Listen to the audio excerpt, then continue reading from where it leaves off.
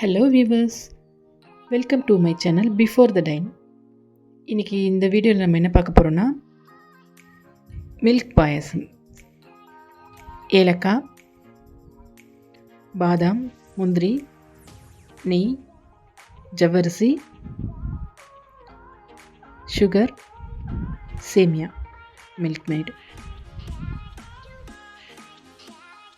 Milk வந்து 1/2 litre எடுத்திருக்கோம். Overall நான் வந்து டிஸ்கிரிப்ஷனில் வந்து அளவு கொடுத்துட்றேன், நீங்கள் அதில் பார்த்து செய்யுங்க.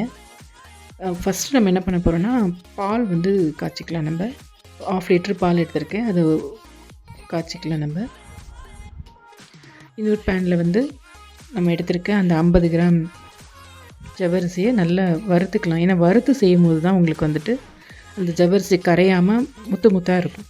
ஸோ அதுக்காக தான் நம்ம வந்து ஜவ்வரிசியை கொஞ்சம் ஃப்ரை பண்ணுறோம். ஃப்ரை பண்ணி தண்ணி ஊற்றி அடுப்பில் வச்சுருக்கேன், வேகட்டும்.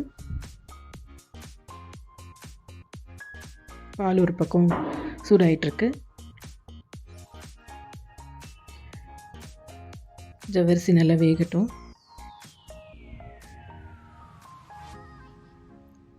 அந்த வேகிற கேப்பில் ஒரு பேன் வச்சுட்டு கோகோனட் ஆயில் யூஸ் பண்ணுறேன். கோகோனட் ஆயில் போட்டுக்கோங்க. கோகோனட் ஆயில் போட்டுட்டு சேமியா ஆட் பண்ணிக்கலாம். சேமியா ஆட் பண்ணி கொஞ்சம் நல்ல ப்ரௌன் கலரில் வர அளவுக்கு, நல்ல கோல்டன் கலரில் வர அளவுக்கு நம்ம ஃப்ரை பண்ணிக்கலாம். ஜவ்வரிசி ஓரளவு வெந்திருக்கு. ஜவ்வரிசி நீங்கள் பார்த்தீங்கன்னா தெரியும், அந்த முத்து முத்தாக இருக்கு இல்லையா, அந்த நம்ம வேக வச்ச சேமியாவும் அந்த ஜவ்வரிசியோடு ஆட் பண்ணிக்கலாம். ரெண்டுமே இப்படி தனியாக வேக வைக்கும் போது தான் உங்களுக்கு வந்து நல்லா வேகும். பாலில் வேக வைக்கும் போது பாலோட கலர் சேஞ்ச் ஆகிடும். அப்போது அந்தளவுக்கு பார்க்க நல்லா இருக்காது. ஒரு பேன் எடுத்துக்கலாம்.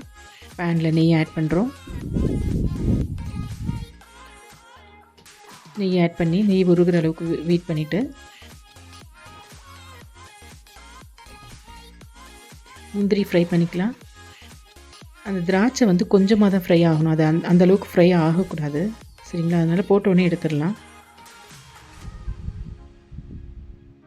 ஓகே, ஃப்ரை பண்ணி எடுத்தாச்சு. இப்போ இதில் நம்ம வந்து பாதாம் வந்து அது கட் பண்ணி வச்சுருக்கோம். அந்த கட் பண்ணி வச்சுருக்க பாதாம் அதில் நம்ம போட்டுக்கலாம். அதோட ஏலக்காவும் மிக்ஸ் பண்ணிக்கோங்க. நல்லா அந்த நெய்யிலே ஃப்ரை ஆகட்டும். ஃப்ரை ஆனதுக்கப்புறம் நம்ம அந்த சூடு பண்ணி வச்சுருக்க மில்க் ஆட் பண்ணிக்கலாம். மில்க் ஆட் பண்ணிக்கோங்க. நல்லா கொதித்ததுக்கப்புறம் வேக வச்ச சேமியா, ஜவ்வரிசி அதை ஆட் பண்ணுறோம். கொஞ்சம் சால்ட் ஆட் பண்ணிக்கோங்க, அப்போ தான் அந்த டேஸ்ட் வந்து உங்களுக்கு நல்லாயிருக்கும். சால்ட் ஆட் பண்ணும்போது தான் அந்த பாயசத்தோட ரியல் டேஸ்ட் நல்லாயிருக்கும். இப்போ சுகர் ஆட் பண்ணுறோம். சுகர் ஆட் பண்ணி நல்லா மிக்ஸ் பண்ணி விடுங்க. சுகர் நல்லா கரைஞ்சதுக்கப்புறம் மில்க் மேட் ஆட் பண்ணுறோம். மில்க் மேட் வந்து நான் 1/2 டின் தான் ஊற்றிருக்கேன், சரிங்களா? சுகர் இருக்கிறதுனால உங்களோட டேஸ்ட்டுக்கு தகுந்த மாதிரி ஸ்வீட்டை நீங்கள் ஆட் பண்ணிக்கோங்க. உங்களுக்கு அதிகமாக வேணுமா இல்லை கம்மியாக வேணுமான்னு சொல்லி பார்த்து உங்கள் டேஸ்ட்டோட அளவு பார்த்து இது பண்ணிக்கோங்க. மீதி வச்சுருக்க நெய் இருக்கு இல்லையா, அந்த 50 கிராம் நெய்யில் மீதி எல்லா நெய்யுமே நம்ம இப்போ ஆட் பண்ணலாம். ஏன்னா அந்த நெய்ன்றது வந்து நம்ம அந்த ஃப்ரெஷ்ஷாக மேலே போடும்போது அதோடய ஃப்ளேவரே வேறு லெவலில் இருக்கும். இந்த பாயசம் குடிக்கும் போது அந்த டேஸ்ட் வந்து அல்டிமேட்டாக இருக்கும். அந்த ஃப்ரை பண்ண முந்திரி, திராட்சை அதெல்லாம் மேலே ஆட் பண்ணுறோம். ஆட் பண்ணி முடிச்சிட்டோம். ஸோ பாயசம் ரெடி ஆகிடுச்சு. நல்லா திக்காக இருக்குது. Okay viewers, thank you.